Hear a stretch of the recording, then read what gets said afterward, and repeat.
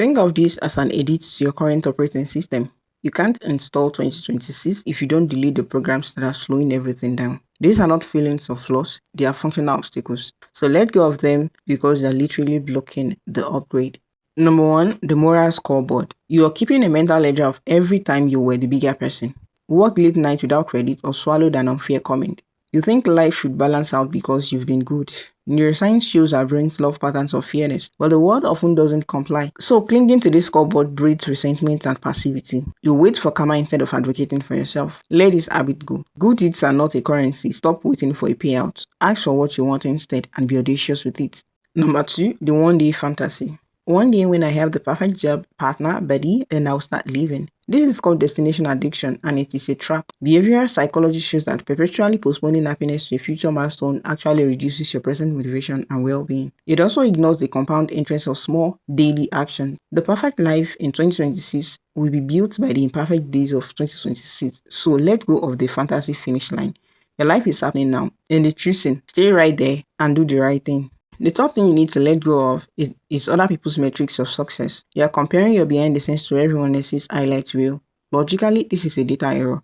You have zero access to their true costs, struggles, or regrets. A sociologist called this anomie, that feeling of disconnect when social norms don't match your reality. Let go of their ruler. Define success for yourself with specific measurable terms and stick with it. Number four, the need for a guarantee before you start. You want to write a book, change careers, or move cities, but you're paralyzed waiting for a 100% risk-free guarantee. This is often a cognitive distortion called intolerance of uncertainty. The brain may treat uncertain as dangerous, but in the modern world, most growth opportunities live in the uncertain zone. The logical truth? A guaranteed outcome is usually a low-reward one, so let go of the need for certainty. Calculate a reasonable risk, build a safety net, and understand that clarity comes from engagement, not from thoughts. The fifth thing you need to get rid of is your potential as an identity. This one is tough. You've been told you have so much potential for years. So then it becomes a comforting identity, a story of what you could be, which inadvertently protects you from the judgment of what you currently are. It is a suspended state.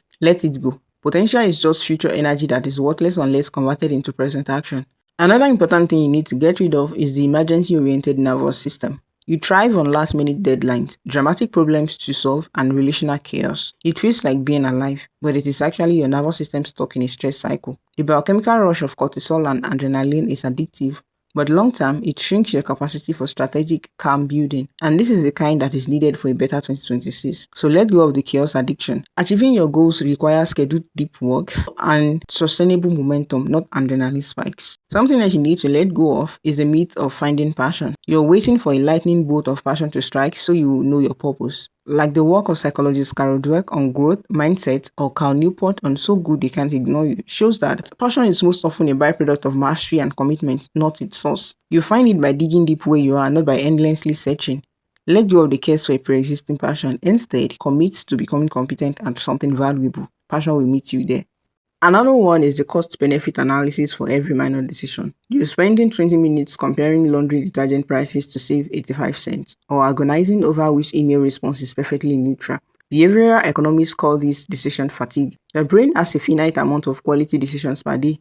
By wasting them on trivialities, you have nothing left for a big stuff. The logic is simple. Automate, delegate, or set a hard time limit. Preserve your cognitive capital for what matters. Another one is the research phase that never ends. You confuse preparation with progress. Reading the 15th book on investing isn't making you money. It's avoiding the risk of picking a stock or opening a damn brokerage account. This is analysis paralysis. The data shows that iterative action, like doing, getting feedback, and adjusting, beats theoretical planning in any complex real-world scenario. So let go of needing to know everything first. Another thing you need to let go of is your personal museum of grudges. You're curating an archive of every past slight, failure, or injustice. Neurologically, reliving these memories reinforces the neural pathways, making them easier to access and strengthening the associated emotion, like anger or shame. It's a literal drain on your mental RAM. This isn't about forgiveness for them, it is about deleting unused files for you.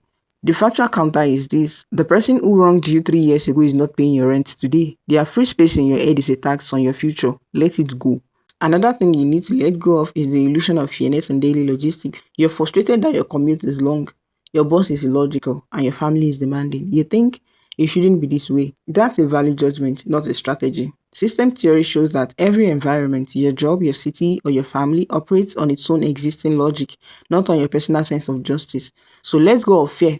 Start asking, given these systems rules, what is the most efficient way to get my desired outcome? Work with the inertia, not against it. Stop trying to morally negotiate with traffic.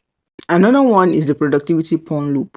You read about waking up at 5 a.m., bullet journals, and the Pomodoro technique, but your actual output hasn't changed. You're mistaking consumption of productivity content for productivity itself. It's a dopamine hit without the label. The grounded fix is this: pick one system, any system, and stick to it unsexily for 90 days. Consistency in a mediocre system beats up in between perfect ones. The tools doesn't build the house, the hours of using it do. Get to work.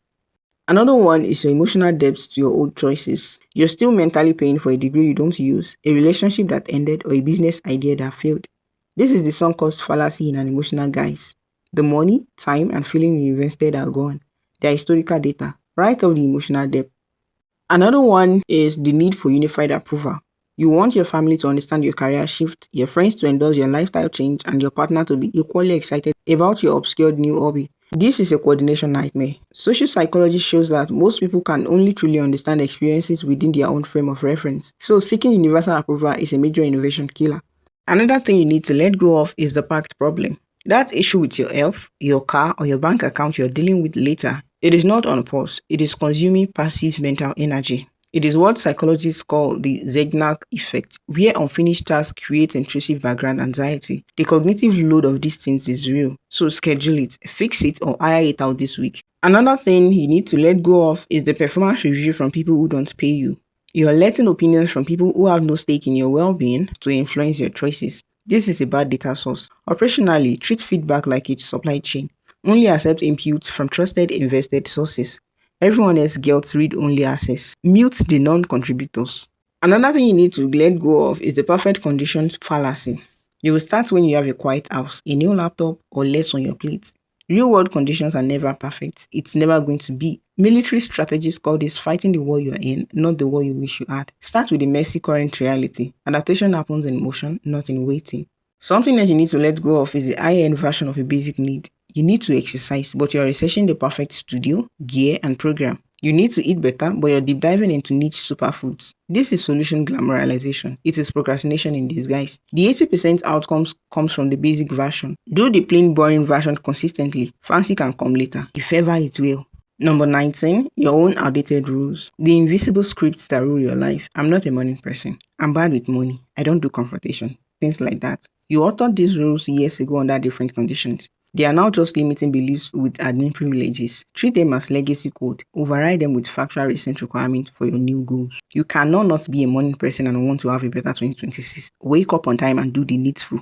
Number 20, the all or nothing reset. You mess up one day, something like you skip your workout, binge a takeout, or blow your budget, and then you declare the whole system ruined, then quit. This is binary thinking and is the killer of all long-term progress.